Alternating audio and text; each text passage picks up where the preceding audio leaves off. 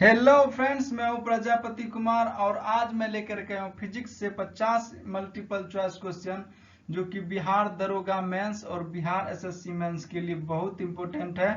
तो आज लगाते हैं ये फिजिक्स का 50 मल्टीपल चॉइस क्वेश्चन।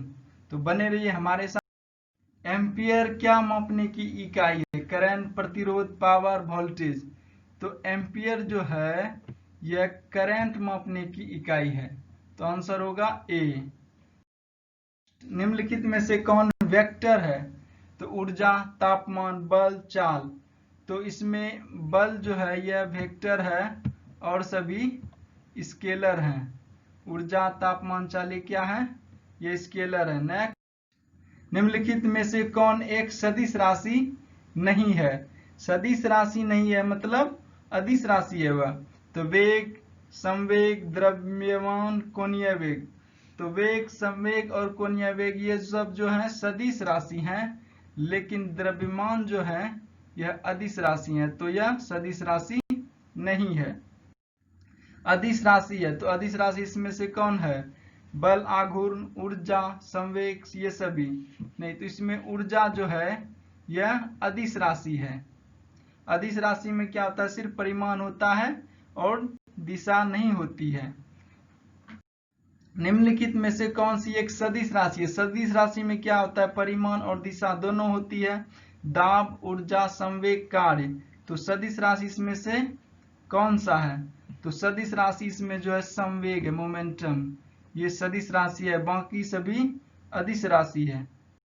वास्तविक वस्तु का आभासी प्रतिबिंब बनता है, तो किस में बनता है? उत्तल दर्पण में, समतल दर्पण में, अवतल दर्पण में, इनमें से सभी। तो ये आंसर होगा इसका समतल दर्पण में। किस में होगा इसका? समतल दर्पण में। वास्तविक वस्तु का हमेशा सीधा प्रतिबिंब बनने वाला दर्पण होता है, तो कौन सा होता है? समतल, उत्तल, अवतल, समतल, अवतल, उत्तल, अवतल, समतल, उत्तल। तो आंसर होगा इसका डी। वास्तविक वस्तु का हमेशा सीधा प्रतिबिंब बनाता है, तो बनाता है समतल दर्पण और उत्तल दर्पण।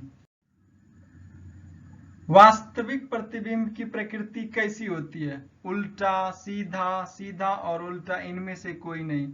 तो वास्तविक प्रतिबिंब की प्रकृति उल्टा होती है। यह प्रतिबिंब, वास्तविक जो प्रतिबिंब बनता है हमेशा उल्टा होता है, तो आंसर होगा ए।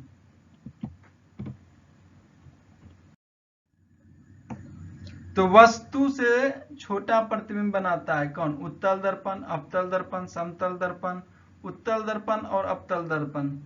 तो वस्तु से हमेशा छोटा प्रतिबिंब बनाता हुआ है उत्तल दर्पण, तो आंसर होगा ए। प्रकाश के परावर्तन के नियम के अनुसार आपतन कोण परावर्तन कोण के बराबर होता है, तो इसमें कौन सा होगा? इसमें बी हो जाएगा। प्रकाश के परावर्तन के नियम के अनुसार आपतन कोण परावर्तन कोण के बराबर होता है। नेक्स्ट, समतल दर्पण द्वारा बना प्रतिबिंब सदा क्या होता है? सदा आभासी, आभासी और सीधा होता है। समतल दर्पण द्वारा बना प्रतिबिंब। नेक्स्ट, आंख में प्रवेश करने वाले प्रकाश की मात्रा को नियंत्रित करता है कौन? परितारिका, पुतली, लेंस, पक्षमाभी पेशियां। तो आंख में प्रवेश करने पर प्रकाश की मात्रा को परितारिका तो नियंत्रित करती है।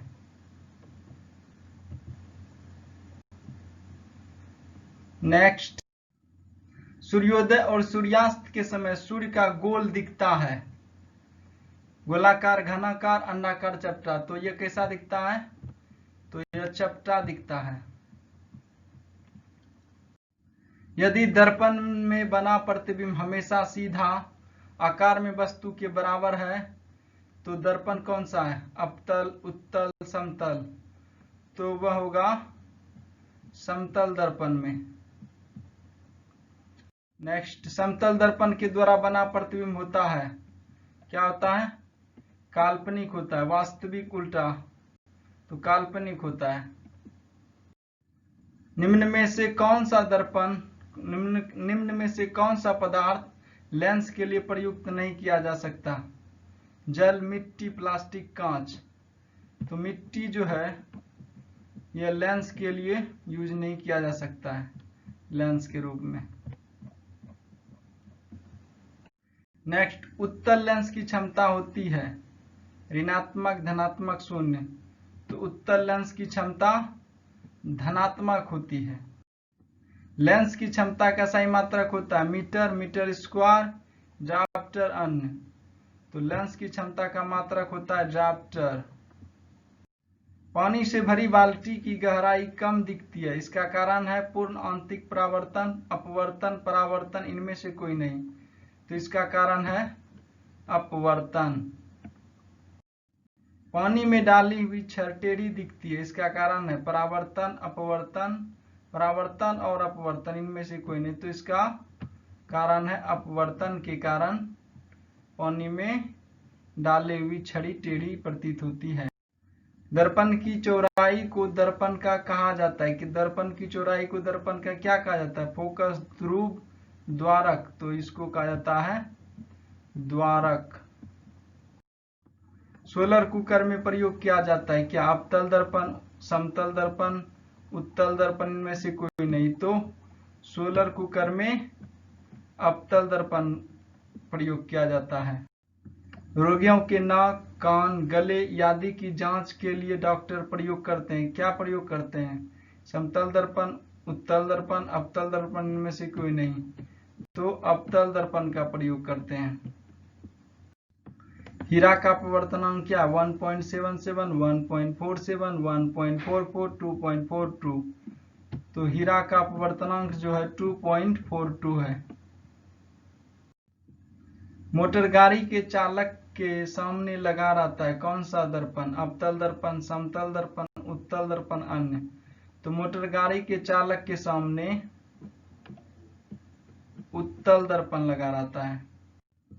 टॉर्च से किस प्रकार के प्रकाश पुंज की प्राप्ति होती है? समांतर प्रकाश पुंज, संश्रित प्रकाश पुंज, अपसृत प्रकाश पुंज, इनमें से सभी कथन सत्य हैं। तो संश्रित ये बोल सकते हैं, संश्रित प्रकाश पुंज टॉर्च से हमें प्राप्त होता है। सामान्य नेत्र की रेटिना पर बनने वाला प्रतिबिंब होता है कैसा? आभासी और सीधा, वास्तविक और सीधा, वास्तविक और उल्टा, आभासी और उल्टा। तो सामान्य रेटिना पर बनने वाला प्रतिबिंब वास्तविक और उल्टा होता है।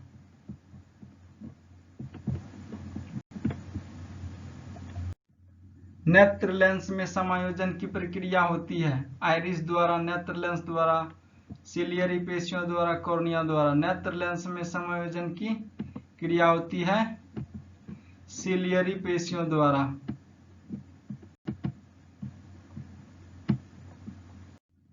किसी नेत्र का निकट बिंदु है 2.5 सेंटीमीटर, 25 सेंटीमीटर, 2.5 मीटर, 3 मीटर। तो इसका होगा 25 सेंटीमीटर। आंख की पुतली किस प्रकार कार्य करती है? परिवर्तित द्वारक की भांति, दृक तंत्रिका की भांति, पुतली की भांति। आंख की पुतली परिवर्तित द्वारक की भांति कार्य करती है।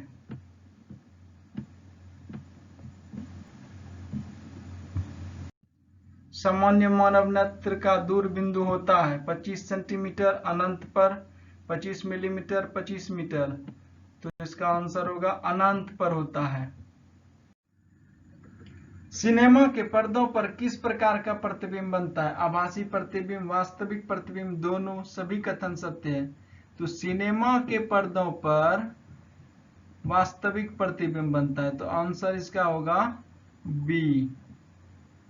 तो 32 का आंसर बी। कौन रंग है जिसका खतरे के सिग्नल में उपयोग होता है? पीला रंग, बैगनी रंग, नीला रंग, लाल रंग। तो यह लाल रंग है जिसका उपयोग खतरे के सिग्नल में उपयोग होता है। किलोवाट घंटा मात्रक है आवेश का, विद्युत ऊर्जा का, विभवांतर विद्युत का शक्ति का, तो किलोवाट घंटा मात्रक जो है ऊर्जा का मात्रक है। विद्युत बल्ब का फिलामेंट बना होता है किसका? तांबा का, प्लेटिनम का, टंगस्टन का, इनमें से कोई नहीं। तो विद्युत बल्ब का फिलामेंट जो बना होता है यह टंगस्टन का बना होता है। प्रतिरोधकता का मात्रक है ओम मीटर, ओम पर मीटर, मीटर इनमें से कोई नहीं। तो प्रतिरोधकता का मात्रक जो इसमें ओम मीटर है।